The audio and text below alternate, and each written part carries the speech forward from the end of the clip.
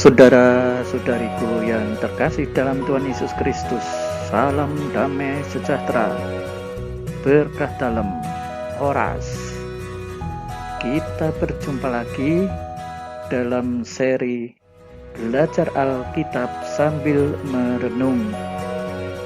Bahan kita kali ini diambil dari Injil Yohanes 6 ayat 24-35. Manusia hidup bukan hanya dari roti saja. Baiklah saudara-saudariku, ya sebelumnya mohon dibantu untuk subscribe dan bagikan kepada teman-teman. Jangan lupa nyalakan loncengnya. Dari Tuhanlah Pertolonganku channel. Nah, di dalam Injil ini dikatakan ya, ketika orang banyak melihat bahwa Yesus tidak ada di situ dan murid-muridnya juga tidak, mereka naik ke perahu-perahu itu lalu berangkat ke Kapernaum untuk mencari Yesus. Nah, maksudnya apa ya? Orang-orang ini mendahului perjalanan Yesus, segera naik ke perahu untuk mencari Yesus. Nah, yang menjadi masalah itu motivasinya apa mereka untuk mencari Yesus? Untuk apa dan mengapa mereka mencari Yesus? Ketika orang banyak itu menemukan Yesus di seberang laut itu, mereka berkata kepadanya, "Rabi, bila mana engkau tiba di sini?" Ya, akhirnya mereka menemukan Yesus berada di seberang laut tersebut. Yesus menjawab mereka, "Aku berkata kepadamu, sesungguhnya kamu mencari aku bukan karena kamu telah melihat tanda-tanda, melainkan karena kamu telah makan roti itu dan kamu kenyang." Nah, ini yang menjadi masalah. Motivasi mencari ini loh. Ya. Bukan karena telah melihat tanda-tanda, itu hanya sekedar tanda. Ya. Jadi mereka mempunyai motivasi yang salah ya di dalam mengikuti Yesus. Ya. Boleh dikatakan salah tujuan. Akibatnya apa? Ya menjadikan Yesus hanya sebagai semacam alat untuk mencapai hal-hal yang sifatnya duniawi. Ya. Salah satunya adalah mengenyangkan. Nah, ini ya merupakan teguran Yesus kepada orang-orang yang mengikuti itu. Ya. Orang banyak itu mencari Dia karena dikenyangkan, ya, karena kamu kenyang. Ya. Dan mereka melihat Yesus hanya sebagai seorang yang bisa memenuhi kebutuhan kehidupan sehari-hari atau makanan-makanan yang sifatnya jasmania atau hal-hal yang sifatnya jasmania. Mereka tidak melihat ya tanda, ya, bukan karena telah melihat tanda, yaitu tanda keilahian Yesus di balik tindakan mujizatnya ini. Ya, harusnya di balik mujizat ini mereka bisa mengenal Yesus. Oh, ini pertanda ya bahwa Yesus ini adalah Allah atau Sang Mesias yang sesungguhnya. Ya, maka ini kemudian dianggap oleh Yesus salah, mereka ditegur, mereka nanti akan diluruskan motivasinya ya. Jangan sampai motivasinya sebatas duniawi dan jasmania. Nah, kita pun kalau ikut Yesus juga motivasi seperti itu harus dihilangkan, harus dijauhkan ya. Jangan sampai kita ikut Yesus hanya puas dengan hal-hal yang sifatnya jasmania saja, tetapi sebenarnya kita malah menyingkirkan Yesus, ya, menjauhkan Yesus. Ya. Dialah padahal yang menjadi sang sumber hidup itu. Nah, bekerjalah bukan untuk makanan yang dapat binasa, tetapi carilah makanan untuk yang bertahan sampai hidup yang kekal yang diberikan Anak Manusia kepadamu, dan seterusnya.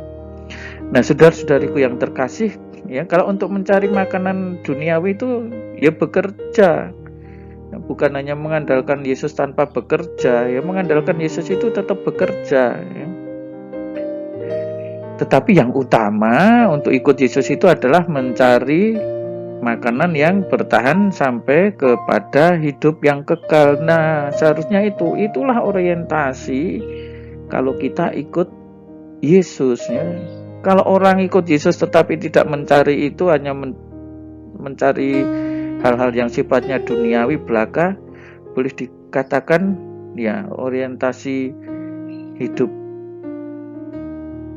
ini sudah salah ya di dalam mengikuti Yesus. Jadi bagaimana untuk makanan sehari-hari, bekerja untuk makanan yang membawa kehidupan kekal, ikut Yesus. Nah, prinsipnya itu. Ya, tetapi ini bukan hal yang bertentangan, karena kita tetap bisa bekerja dengan bersemangat ya, dan mohon berkat dari Yesus dalam kehidupan sehari-hari ya. Yesus inilah yang disahkan oleh Bapa dengan meterainya sebagai sang roti kehidupan ya, roti kehidupan ya. Jangan salah ya, saudara-saudariku yang terkasih. Lalu kata mereka kepadanya, apa yang harus kami perbuat? Ya, jadi mereka mungkin memang tidak mengerti supaya kami mengerjakan pekerjaan yang dikehendaki Allah. Ya. Ya, memang rupa-rupanya orang-orang ini tidak mengerti jawaban Yesus. Inilah pekerjaan yang dikehendaki Allah, yaitu hendaknya kamu percaya kepada Dia. Nah, mungkin mereka pada awalnya itu menggambarkan ya, yang harus kami perbuat itu apa? Oh, yang harus dilakukan mungkin harus melakukan hal-hal yang baik ya, dalam ikut Yesus itu, lalu nanti mendapatkan imbalan kembali ya, dapat rewards itu. Nah, tetapi rupa-rupanya jawaban Yesus ini sedikit aneh ya. Pekerjaannya apa yang dikehendaki? Loh, ternyata hendaklah kamu percaya kepada Dia. Ini yang harus dikerjakan. Ini sebagai sebuah pekerjaan ya, percaya kepada Dia yang telah diutus oleh Allah. Dalam arti apakah percaya tersebut menjadi pekerjaan yang dikehendaki oleh Allah? Ya jelas ya, percaya itu bukan hanya sekedar soal sikap hati, tetapi harus terwujud di dalam tindakan-tindakan kehidupan kita. Ya, pekerjaan baik yang dilandasi oleh sikap percaya menjadi berbeda dengan pekerjaan baik yang dilandasi oleh motivasi supaya nanti saya mendapatkan upah ya, dimotivasi oleh keinginan untuk mendapatkan hadiah ya. Kalau seperti ini tidak memerlukan iman ya. Itu yang di dalam istilah bahasa Latin disebut do ut des. Do itu apa?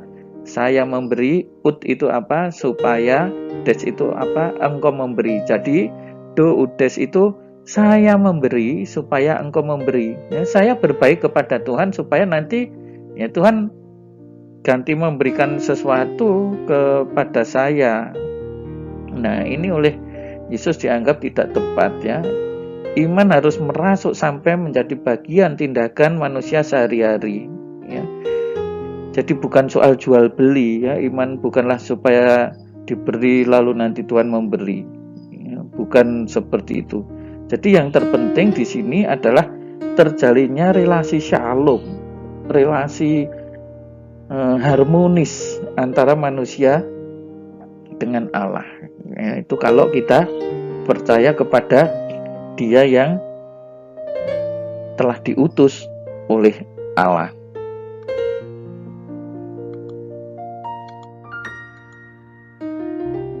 Maka kata mereka kepadanya, tanda apakah yang engkau perbuat ya?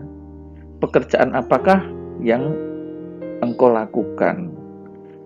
Nah, di titik inilah perbedaan antara pemikiran orang-orang ini dengan yang dimaksudkan oleh Yesus ya. Mereka tidak sampai mengenal ya tanda yang dimaksudkan oleh Yesus ya. Jadi apa yang dilakukan oleh Yesus selama ini sebenarnya itu sudah merupakan suatu tanda. Tanda apa? Bahwa Yesus itu adalah yang diutus oleh Bapa, dimeteraikan juga oleh Bapa. Ya, mereka masih bertanya, pekerjaan apakah yang engkau lakukan? Ya, jadi ternyata orang-orang itu menghendaki lebih dengan mengingatkan Yesus akan tanda. Kita lihat di sini ya, nenek moyang kami telah makan mana di padang gurun, seperti ada tertulis, mereka diberi makan roti dari surga. Ya, kita ingat ya dalam peristiwa perjalanan 40 tahun di padang gurun ya. Ya, di padang gurun ini kan mereka punya banyak duit pun nggak ada yang jualan ya, percuma aja mereka punya uang ya. Jadi pada waktu itu sebenarnya begini ceritanya, dalam perjalanan itu mereka selalu kekurangan makan ya kan di padang gurun ini perjalanan 40 tahun lagi selalu berpindah-pindah ya, bagaimana mereka akan mendapat makan lah. Tuhan mengirimkan roti mana, ini N-nya 2 ya, roti mana. Nah, supaya apa? Supaya bangsa Israel itu mendapatkan makanan untuk kehidupan mereka sehari-hari ya. Tetapi mereka malah mengatakan, loh itu kan roti dari surga, nyatanya mereka juga mati. Jadi orang-orang ini kira-kira selalu bingung ya menghadapi apa yang dikatakan oleh Yesus ya.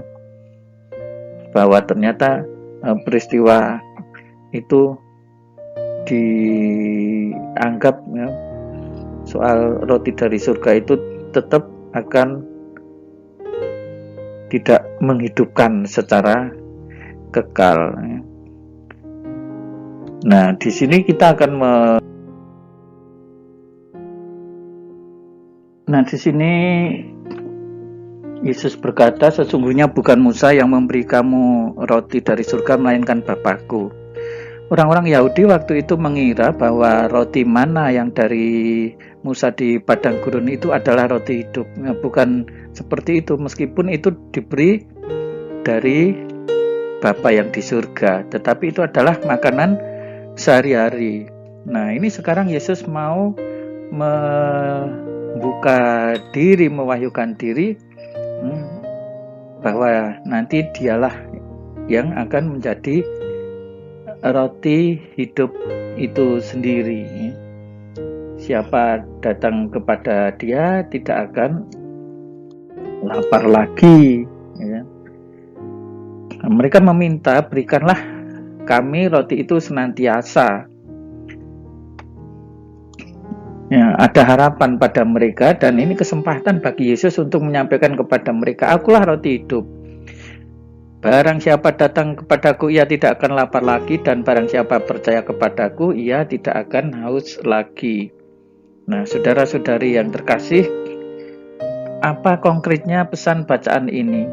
Sekarang kita bisa merenungkan keseluruhan bacaan yang dari awal tadi ya, saat krisis ekonomi melanda seluruh dunia, banyak orang menjadi miskin seperti ini, dengan pandemi seperti ini membuat segala-galanya menjadi sulit, penghasilan berkurang, pengangguran merajalela, banyak orang harus mengalami kehidupan di batas antara cukup dan tidak cukup. Dalam keadaan ini ya, doa-doa yang kita sampaikan kepada Allah harus semakin rajin dilakukan ya, dan kita mesti berserah diri kepada Tuhan ya, bukan hanya sekedar perut dan hal-hal duniawi saja yang memberi hidup itu, tetapi lebih dari itu berpasrah kepada Sang Roti Hidup, pemberi hidup dalam arti yang sebenarnya, yaitu kehidupan yang membawa damai, membawa kasih, ketenangan, kerukunan, dan sebagainya. Nah, di sinilah kita disadarkan ya, ketika Yesus berbicara mengenai roti hidup ya, tidak hanya berbicara mengenai kecukupan makanan sehari-hari, tetapi juga mengenai kasih ya, mengenai pengorbanan, mengenai iman ya, sikap saling menolong dan seterusnya. Bagi kita orang Katolik ya, Ekaristi menjadi sebuah anugerah yang luar biasa. Meskipun sementara ini belum bisa dilaksanakan secara langsung, dalam arti masih harus dilakukan secara online karena pandemi. Ya, tetapi Ekaristi sungguh menjadi roti yang membawa kehidupan itu, karena di dalam Ekaristi itu kita percaya bahwa Yesus hadir secara real dan nyata, ya, realis presensia, ya, kehadiran nyata Yesus di dalam Ekaristi itu. Nah, saudara-saudariku yang terkasih, Tuhan Yesus mengajar kepada kita dari sini, ya, bahwa hidup itu lebih dari sekedar dimensi jasmani. Hidup memiliki dimensi batin, pengorbanan yang harus dilakukan oleh manusia agar hidup itu menjadi terpuaskan. Yang dapat mengenyangkan batin manusia adalah sang roti hidup itu sendiri, yaitu Yesus yang diberikan oleh Bapa dari surga. Tuhan Yesus memberkati berkah dalam. Selamat belajar kitab suci.